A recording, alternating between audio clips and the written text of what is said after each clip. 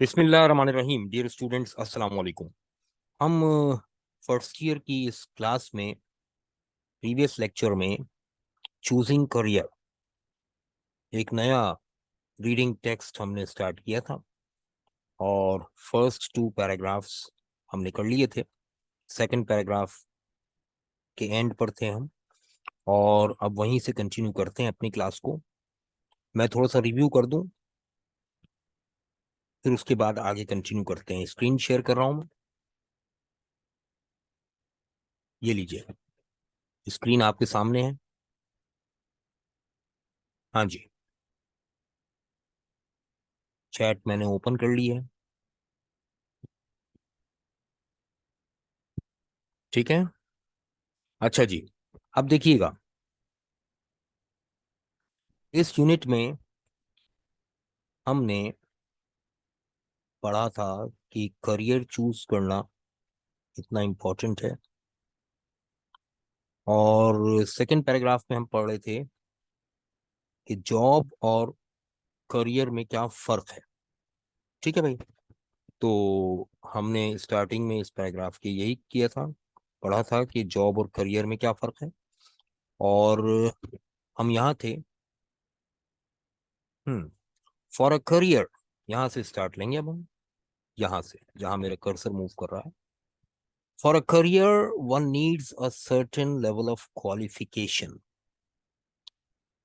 certain level of education. तो जनाब, career के लिए किसी शख्स को एक मखसूस लेवल की, एक मखसूस तालीम हासिल करनी पड़ती है। अब प्रोफेशनल डिग्री, पेशा वराना सनद हासिल करनी पड़ती है, डिग्री हासिल करनी पड़ती है। जैसे आप इंजीनियर बनना चाहते हैं तो आपको बीई करना पड़ेगा, अगर आप डॉक्टर बनना चाहते हैं तो आपको एमबीबीएस करना पड़ेगा, अगर आप बिजनेस में बिजनेस टाइकून बनना चाहते हैं तो आपको एमबीए करना पड़ेगा फाइनेंस में, या अगर आप अच्छे मार्केटिंग मैनेजर बनना चाहते हैं तो आपको मार्केटिंग में एमबीए करना होगा। तो डिग्री जरूरी है, और at least a definite skill set, या कम से कम एक स्किल सेट आपके पास होना चाहिए, महारत होनी चाहिए किसी सलाहियत में। मिसाल के तौर पर, अगर आप मुसव्विर बनना चाहते हैं, अपना करियर एज एन आर्टिस्ट बनाना चाहते हैं, तो आपको आर्ट में वो तमाम स्किल्स आनी चाहिए जो उसके लिए ज़रूरी हैं। अगर आप एक फेमस एक्टर बनना चाहते हैं तो एक्टर बनने के लिए एक्टिंग की जितनी स्किल्स हैं वो आपके अंदर होनी चाहिए। तो ये तमाम चीज़ें हैं। अब आइए न्यू पैराग्राफ स्टार्ट करते हैं। The first thing you should do while choosing a career is to make sure it interests you. सबसे पहली चीज, सबसे पहला काम जो आपने करना है अपने करियर के इंतखाब के दौरान, वो क्या है? आप यकीन दहानी करें इस बात की कि वो करियर आपके लिए दिलचस्पी का बाइस है, आपकी दिलचस्पी उसमें है या नहीं, आपका इंटरेस्ट उसमें है या नहीं। सबसे पहली चीज इंटरेस्ट है। Something which brings you to satisfaction and happiness, कोई भी चीज जो आपको इत्मीनान बख्श लगे, आपके लिए इत्मीनान का बाइस हो या खुशी का बाइस हो, तो फिर जाहिर है कि आप उसे चूज करेंगे। ठीक है ना? अब हम सेकंड पेज पर आते हैं। You will be more successful, fulfilled and productive if you are enthusiastic about your chosen path. आप ज्यादा कामयाब होंगे, ज्यादा फुलफिल्ड होंगे, यानी आपका शख्सियत मुकम्मल होगी, आप ज्यादा इत्मीनान की हालत में होंगे अगर, और ज्यादा आप कारामद होंगे, प्रोडक्टिव होंगे, मुआशरे के लिए भी, दुनिया के लिए भी, अपने घर वालों के लिए भी, अगर आप एंथ्यूजियास्टिक हैं। एंथ्यूजियास्टिक बेसिकली एंथ्यूजियाज्म से निकला है, और एंथुजियास्टिक का मतलब होता है बहुत ज्यादा पुरजोश है किसी चीज के बारे में, या इसके लिए हम जो इस्तेमाल करते हैं सिनोनिम, वो है जीलस है। जील कहते हैं ना जोशो खरोश को। तो if you are crazy about it, if you feel spirit of choosing that path, आपके अंदर एक जज्बा है, एक जोश है, तो फिर आप उस करियर का इंतखाब करके न सिर्फ कामयाब होंगे, बल्कि आप एंथुजियास्टिक हैं, आप पैशनेट हैं। पैशनेट हैं, देखो इसी लाइन में इस वर्ड का सिनोनिम मौजूद है। ठीक है ना? तो आपके लिए पैशन का होना बहुत जरूरी है। If you feel you are passionate about science or fashion designing or literature or astronomy or business, then opt for it without caring what others choose. अब यहाँ बड़ी इंपॉर्टेंट बात है, अगर आप पैशनेट हैं, आप एंथुसियास्टिक हैं, अगर आप पुरजोश हैं, आपका जुनून है साइंस के लिए या फैशन डिजाइनिंग के लिए या लिटरेचर के लिए या एस्ट्रोनॉमी के लिए, इल्म फलकियात जिसे हम कहते हैं, लिटरेचर अदबियात कहते हैं, बिजनेस के लिए, देन ऑप्ट इट। ऑप्ट का मतलब क्या है? Choose it. इसके नीचे ही इसका सिनोनिम लिखा है, choose. Opt it. Opt verb है ऑप्शन का, तो सेलेक्ट इट। आप इसको अवेल कीजिए बगैर इस बात की परवाह किए कि दूसरे लोग क्या चूज कर रहे हैं, क्या ऑप्ट कर रहे हैं। देखें, दूसरे लोगों को देखकर अगर आप करियर चूज करेंगे तो ऑब्वियसली ये पैशन नहीं होगा, ये फैशन होगा। क्योंकि दूसरे लोगों को देखकर तो आप फैशन एडॉप्ट करते हैं। तो एडॉप्ट नहीं करना है करियर, ऑप्ट करना है। करियर एडॉप्ट करने की चीज नहीं है कि दूसरे लोग जो कर रहे हैं वही हम करेंगे। ये तो ऑप्ट करने की चीज है। ठीक है? Many students choose a particular field based on, बहुत से स्टूडेंट्स मुंतखब करते हैं किसी खास शोबे को, जिसकी बुनियाद क्या होती है? Prevailing social trends. बेटा, प्रिवेल का मतलब होता है फैलना, स्प्रेड होना। तो प्रिवेलिंग सोशल ट्रेंड्स यानी मुआशरे में जो ट्रेंड्स फैल रहे हैं, जो फैशन फैल रहा है, उसको देखकर। ठीक है ना? या द इंसिस्टेंस ऑफ फैमिली, ये बहुत ज्यादा होता है कि इंसिस्टेंस, फैमिली की तरफ से इसरार होता है। अम्मा अब्बा चाहते हैं मेरा बच्चा इंजीनियर बने। अब बच्चा चाहता है कि मैं डॉक्टर बनूं, मगर अम्मा अब्बा के कहने के ऊपर, उनके इसरार पर वो जबरदस्ती जो है वो डॉक्टर इंजीनियर बन जाता है। तो फिर वो इंजीनियरिंग में वो मुकाम हासिल नहीं कर सकता जो वो डॉक्टर बन के करता। देखो ना, मैं अक्सर कहता हूँ लोगों से, हर डॉक्टर डॉक्टर अदीब रिजवी नहीं बनता, हर डॉक्टर डॉक्टर असगर अली शाह नहीं बनता, हर डॉक्टर डॉक्टर मोहम्मद अली शाह नहीं बनता, हर डॉक्टर डॉक्टर अब्दुल हक नहीं बनता, हर डॉक्टर डॉक्टर अब्दुल समद नहीं बनता। क्यों? इसलिए कि 90% डॉक्टर्स जो होते हैं वो होते हैं जो डॉक्टर या तो सोशल ट्रेंड को देखकर बनते हैं, या फिर फैमिली इंसिस्टेंस की तरफ से बनते हैं, फैमिली इंसिस्टेंस की वजह से बनते हैं कि फैमिली इंसिस्ट कर रही थी बन गए, या फिर पीयर प्रेशर, खामा खा का अपने ऊपर प्रेशर ले रखा होता है कि ये बनना है। और लैक ऑफ इंफॉर्मेशन, या फिर उनके पास इंफॉर्मेशन ही नहीं होती अबाउट अदर चॉइसेस, कि दूसरी चॉइसेस क्या, उनको पता ही नहीं था दूसरी चॉइसेस क्या है। ठीक है ना? तो ये एक बड़ा ही अजीब सा सिलसिला है। ठीक है ना? तो फिर वो उस शोबे में उस हाइट तक भी नहीं पहुंच पाते जिस हाइट तक डॉक्टर अदीब रिजवी पहुंचे, जिस हाइट तक डॉक्टर मोहम्मद अली शाह, डॉक्टर असगर अली शाह पहुंचे। तो जाहिर है कि वो इस हाइट पर, इस पीक पर इसलिए पहुंचे कि उनका पैशन भी यही था, उनका एंथ्यूजियाज्म भी यही था, उनका गोल भी यही था। और जो लोग दूसरी वजूहात की बिना पर बने, तो वो जाहिर है कि उन्होंने रस्म दुनिया तो निभा ली, लेकिन वो उस मुकाम तक नहीं पहुंच पाए। ठीक है ना। अच्छा जी। Not because of their genuine interest in that field, क्योंकि उनका जो जेन्युइन इंटरेस्ट था, असल इंटरेस्ट था, वो उस शोबे में था ही नहीं। तो जिस शोबे में आपका इंटरेस्ट है, उस शोबे को ज्वाइन करें, उस शोबे को मुंतखब करें, चूज करें, और उसमें मेहनत करें, तो आप अपनी पीक तक पहुंचेंगे। ये जरूरी होता है। पेरेंट्स को इस बात का एहसास होना चाहिए। वो जज करें कि अपने बच्चे की सलाहियतें क्या हैं, उनका बच्चा का इंटरेस्ट किस चीज में है, बच्चे से पूछें। हमारे यहाँ बच्चे को थोप दिया जाता है, ऊपर से हुक्म नाजिल कर दिया जाता है कि भाई तुम्हें ये बनना है बस। अच्छा, एक बात और भी जहन में रख लें कि ये जो करियर है ना, ये करियर एक अलग चीज है, जॉब एक अलग चीज है। अब एक बच्चा जॉब अच्छी तलाश कर रहा है, तो जाहिर है कि वो पैसे कमाने के लिए, लेकिन करियर वो बना रहा है आर्ट में, या साइंस में, या कॉमर्स में, या किसी भी चीज में। अब उससे रेलेवेंट अगर वो स्टडी करेगा तो उसके लिए फायदेमंद होगा। अदरवाइज वो उस करियर को अचीव शायद ना कर सके। बड़ा जरूरी है इस चीज का ख्याल रखना पेरेंट्स के लिए।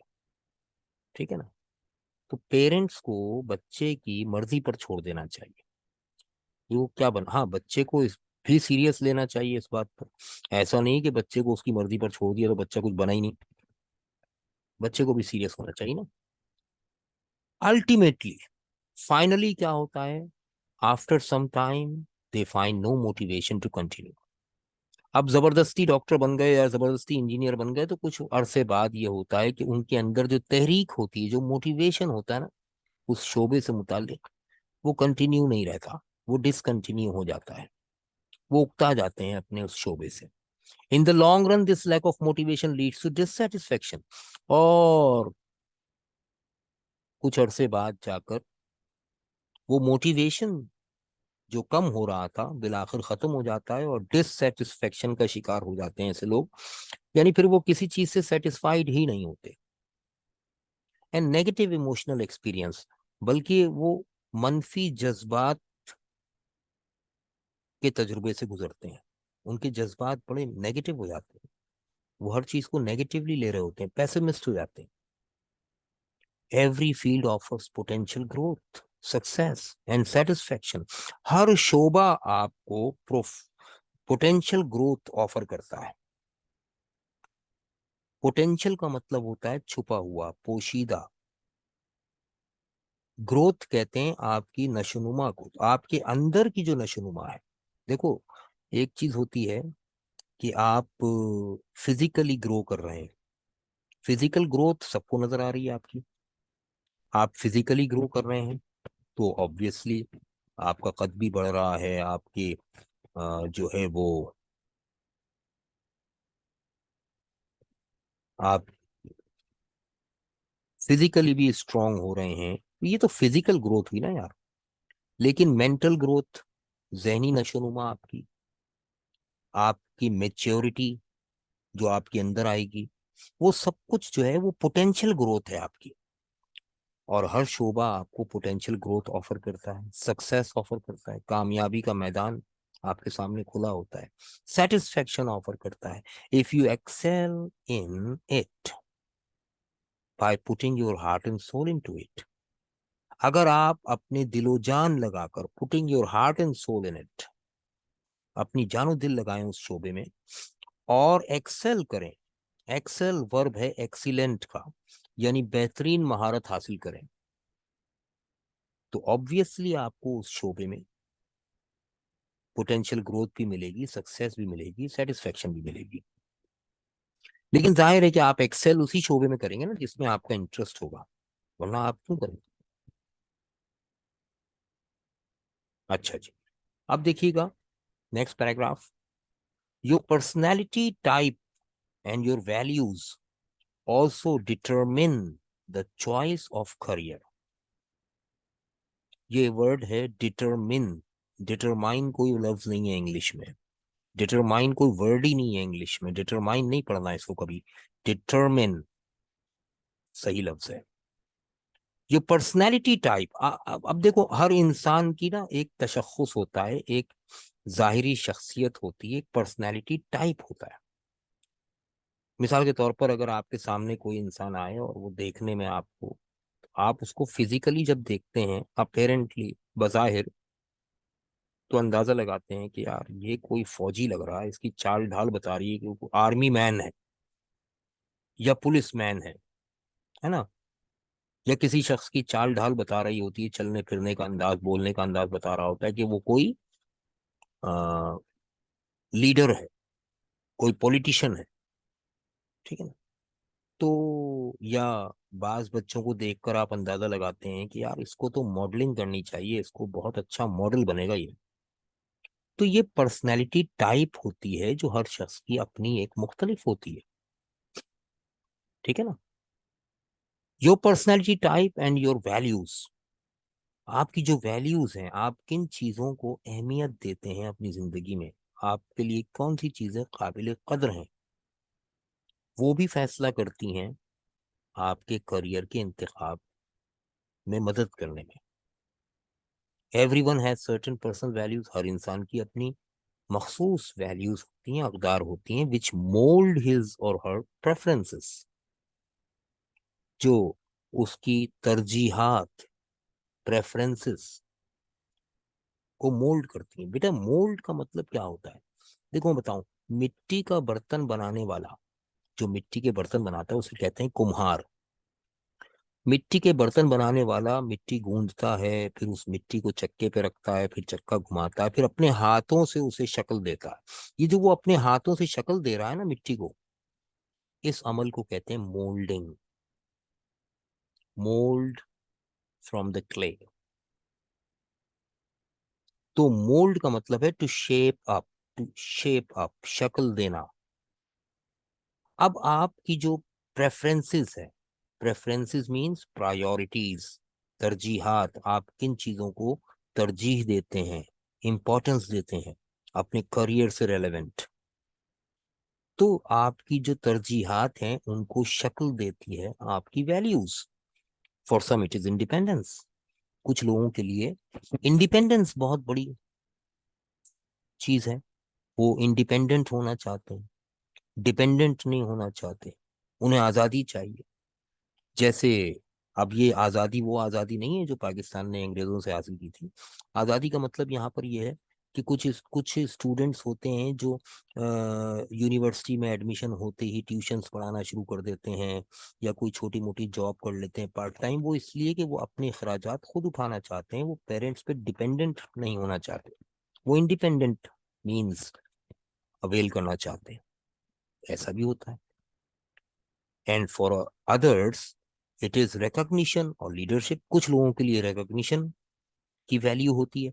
रिकॉग्निशन का मतलब है पहचान, कुछ लोग अपनी पहचान बनाना चाहते हैं, फेम एंड पॉपुलैरिटी हासिल करना चाहते हैं, ठीक है ना। तो उनके लिए इसकी वैल्यू होती है।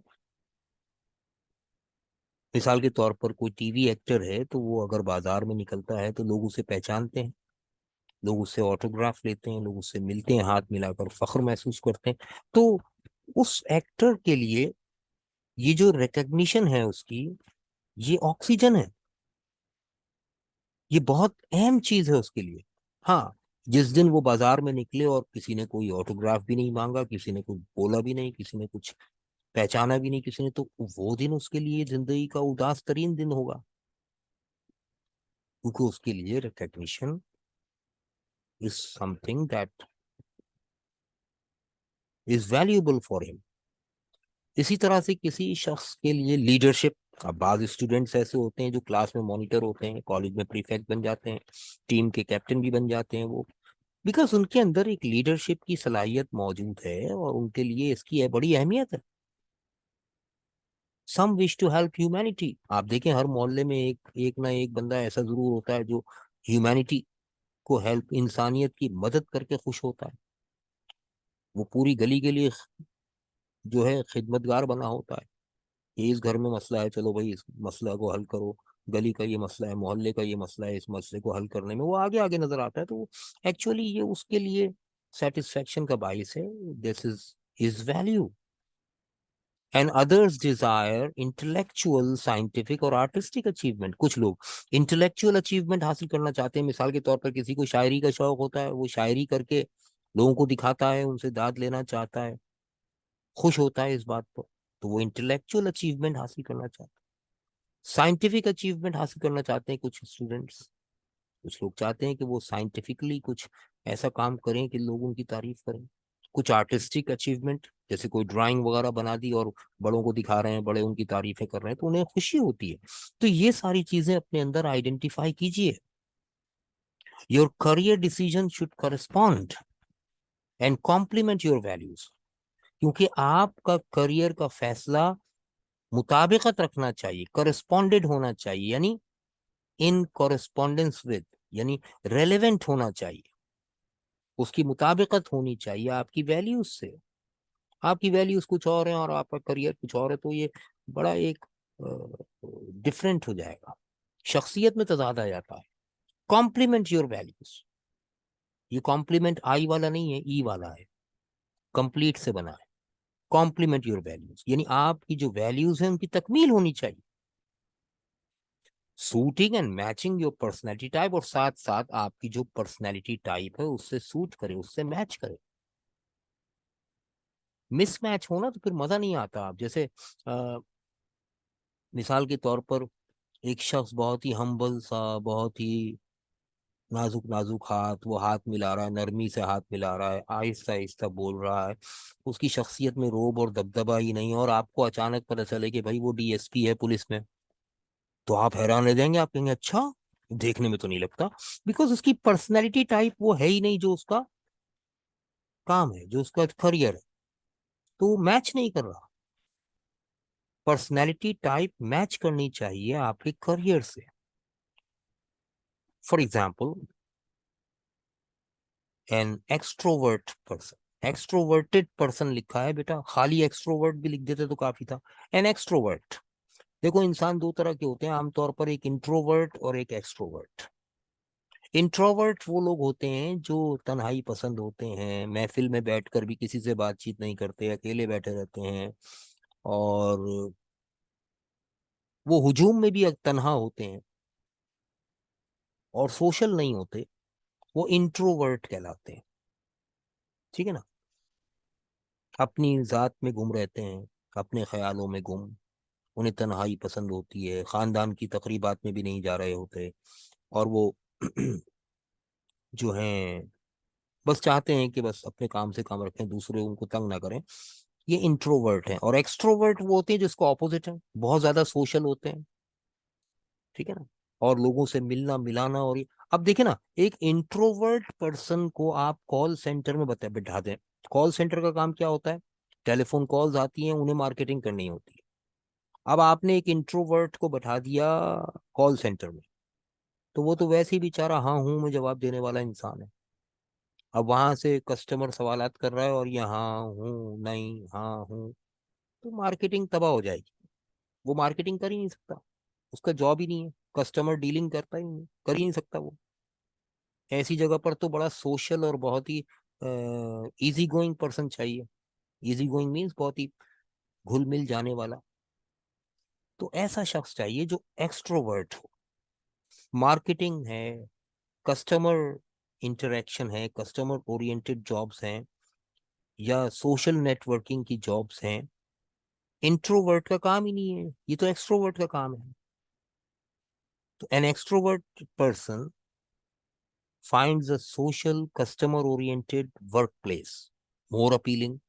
जो एक्सट्रोवर्ट है, जो सोशल है, वो जाहिर है कि सोशल और कस्टमर ओरिएंटेड वर्क प्लेस को अट्रैक्ट करेगा, उसके लिए ज्यादा अट्रैक्टिव होगी। अपीलिंग का मतलब अट्रैक्टिव, ऐसी प्लेस उसके लिए अट्रैक्टिव होगी जहां उसे कस्टमर्स के साथ पर्सनल रिलेशंस बनाने पड़े, जहां उसे कस्टमर्स को डील करना पड़े, पब्लिक डीलिंग हो, सोशल सर्कल उसका वास्ट होता जाए, तो वो तो एक्सट्रोवर्ट के लिए बेहतरीन जॉब है।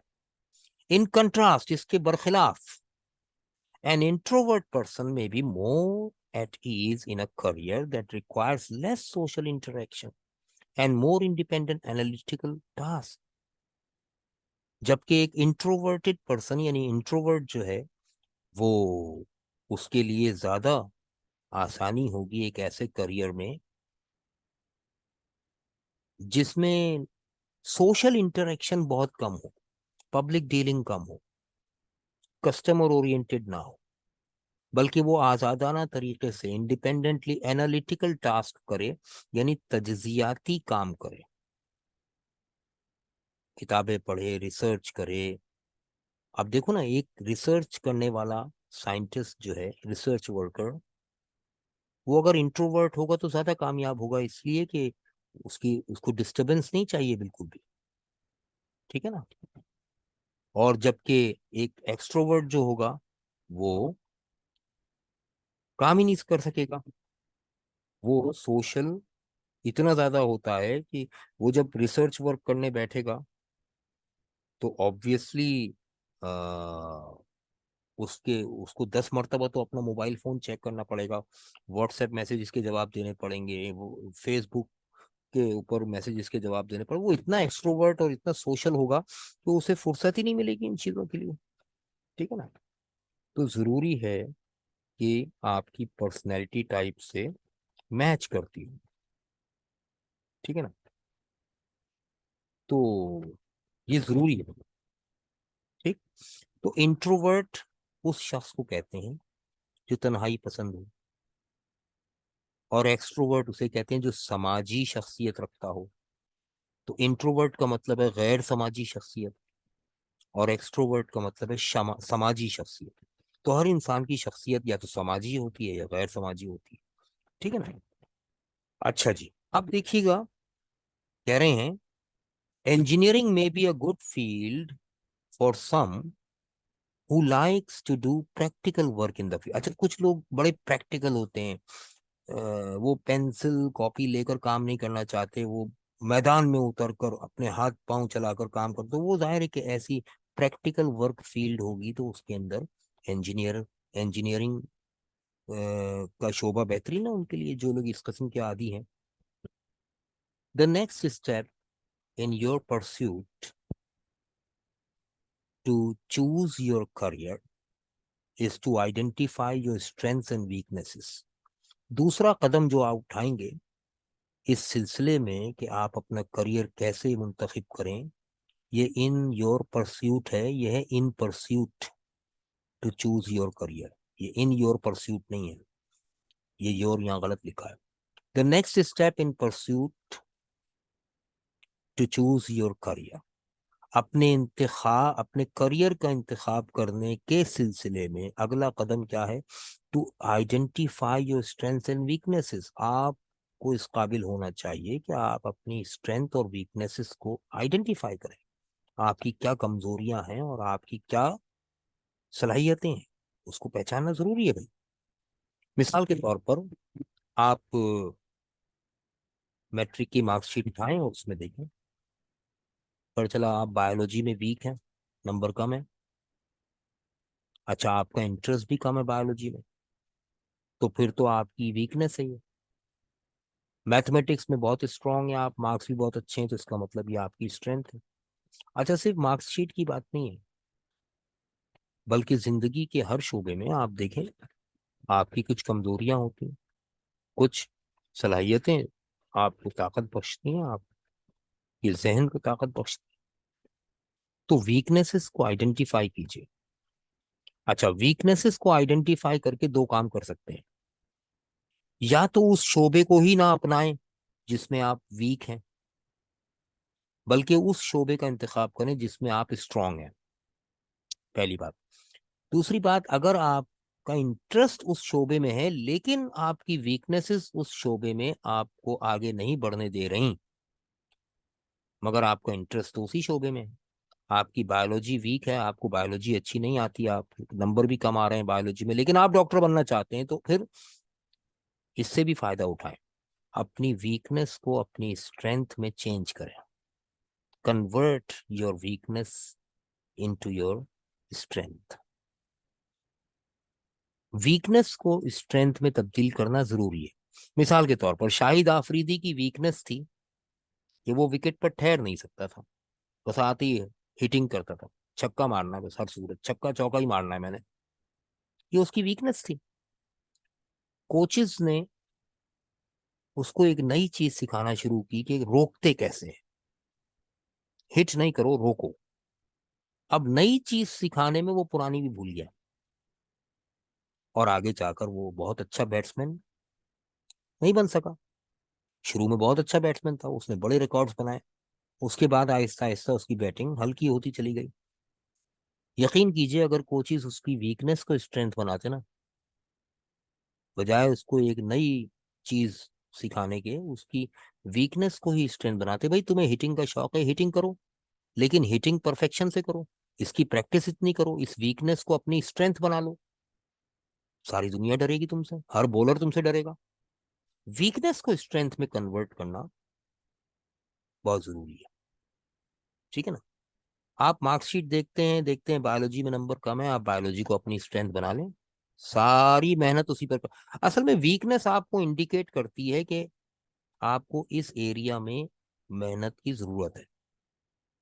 आप इंडिकेशन देखकर भी मेहनत नहीं कर रहे तो फिर बेवकूफी है। ठीक है ना। तो it is essential to know if you possess the required skills to pursue your preferred career। अब ये एसेंशियल है। एसेंशियल का मतलब क्या होता है? जरूरी है नहीं, नागुजीर है।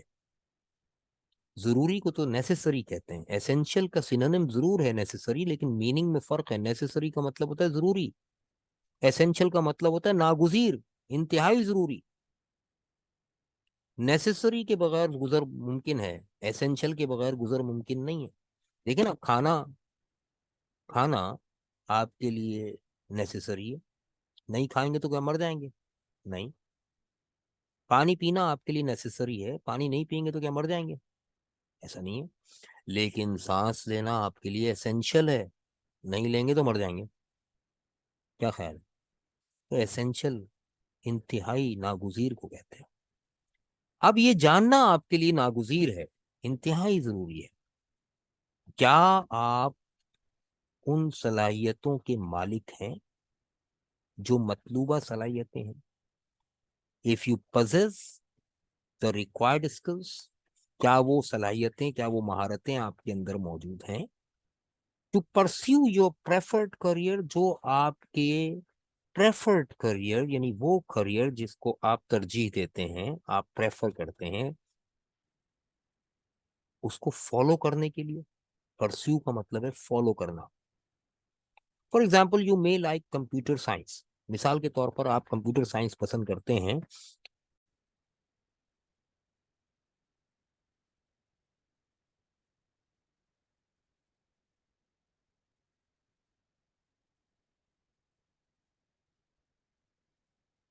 हाँ जी। तो हम यहाँ थे। तो अगर कोई शख्स कंप्यूटर साइंस पढ़ना चाहता है, अगर आप कंप्यूटर साइंस में अपना करियर बनाना चाहते हैं, लेकिन आपको ये पता होना चाहिए कि कंप्यूटर लैंग्वेज जो है, जो कंप्यूटर साइंस की प्रोग्रामिंग लैंग्वेज है, जाहिर है उसको समझने के लिए जरूरी है कि आपके अंदर सॉलिड यानी स्ट्रॉन्ग और लॉजिकल स्किल्स होनी चाहिए। यानी लॉजिक्स क्रिएट करने और लॉजिक्स को अप्लाई करने की सलाहियत होनी चाहिए।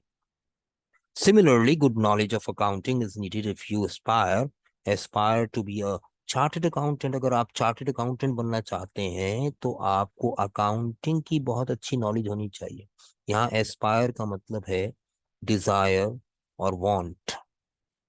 If you want to be, likewise इसी तरह से if you are interested in the visual arts, अगर आप विजुअल आर्ट्स में इंटरेस्टेड हैं, you should be creative and artistic, तो आपको बहुत ही क्रिएटिव होना चाहिए। यानी नई से नई चीज करने का शौक होना चाहिए, जिद्दत पसंद होना चाहिए, आपको तामीरी सलाहियत आपके अंदर होनी चाहिए, क्रिएटिव वर्क करने की, आर्टिस्टिक माइंड होना चाहिए आपका। Attributes that can be displayed through your work, ऐसी रुझानात और ऐसे उस्लूब आपकी शख्सियत में होने चाहिए जो डिस्प्ले हो, जो नजर आए आपके काम में। You may choose a career only when you are sure that you possess the required skill. आप सिर्फ उस वक्त अपने करियर का इंतखाब कर सकते हैं जब आपको मालूम हो कि आपके अंदर वो तमाम मतलूबा सलाहियतें मौजूद हैं, और you will be able to master the needed skills, या आप इस काबिल हैं कि उन मतलूबा सलाहियतों में महारत हासिल कर सकते हैं, उन पर गालिब आ सकते हैं।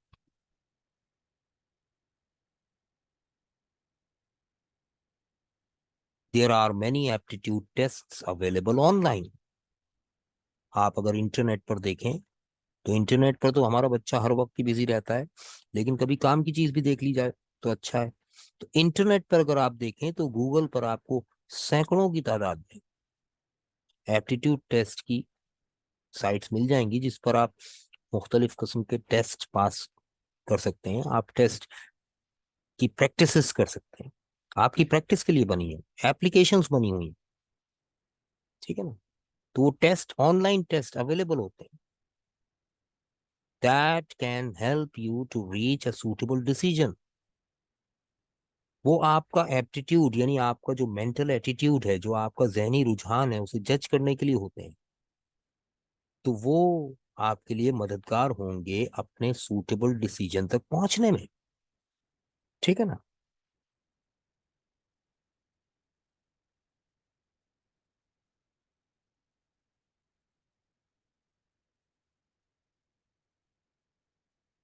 ठीक है, तो make sure that your abilities,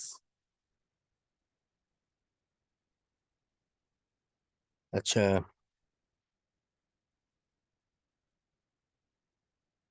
make sure that your abilities and interest are compatible with your intended career path. इस बात की यकीन दहानी कर लीजिए कि आपकी सलाहियतें और आपकी दिलचस्पियां जो हैं वो कंपैटिबल हैं, करस्पॉन्डिंग में, करस्पॉन्डेंस में है, मुताबिकत रखती हैं आपके वांटेड करियर पाथ। इंटेंडेड का मतलब है वांटेड, जो करियर पाथ आप चाहते हैं, आपका एक्सपेक्टेड करियर पाथ जो है उसका इंतखाब करने के लिए उसके साथ आपकी सलाहियतें और आपकी दिलचस्पियां जुड़ी हुई होनी चाहिए। अब आपकी दिलचस्पी किसी और चीज में और आप रास्ता कोई और अपना लेते हैं तो फिर तो बेकार है, फिर तो आप करियर चूज कर ही नहीं सकते उस फील्ड में जो जिसमें आपकी दिलचस्पी है, ठीक है ना। अच्छा, अब मैं एक्सप्लेन कर दूं। देखिएगा, अब तक हमने ये सीखा कि पहला स्टेप तो ये है कि आप करियर और जॉब में फर्क समझें। दूसरा स्टेप जो हमें बताया गया इस चैप्टर में, इस यूनिट में, वो ये है कि आप प्लानिंग करें, थिंकिंग करें। विदाउट प्लानिंग कोई काम ना करें, प्लानिंग को ज्यादा टाइम दें,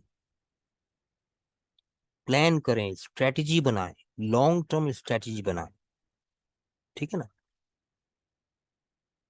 उसके बाद फिर पहली चीज जो आप करेंगे वो क्या है, वो है कि आप उस फील्ड का इंतखाब करें जिसमें आपका इंटरेस्ट हो, जिसमें आपको सेटिस्फेक्शन मिलती हो। इसके बाद दूसरी चीज आप देखेंगे आपकी पर्सनैलिटी टाइप क्या है, वो आप दूसरों से पूछेंगे। आपकी वैल्यूज क्या है वो आप अपने आप से पूछेंगे, ठीक है। फिर इन चीजों के बाद आपने नेक्स्ट स्टेप क्या लेना है कि आप अपनी वीकनेसेस और अपनी स्ट्रेंथ्स को आइडेंटिफाई करेंगे।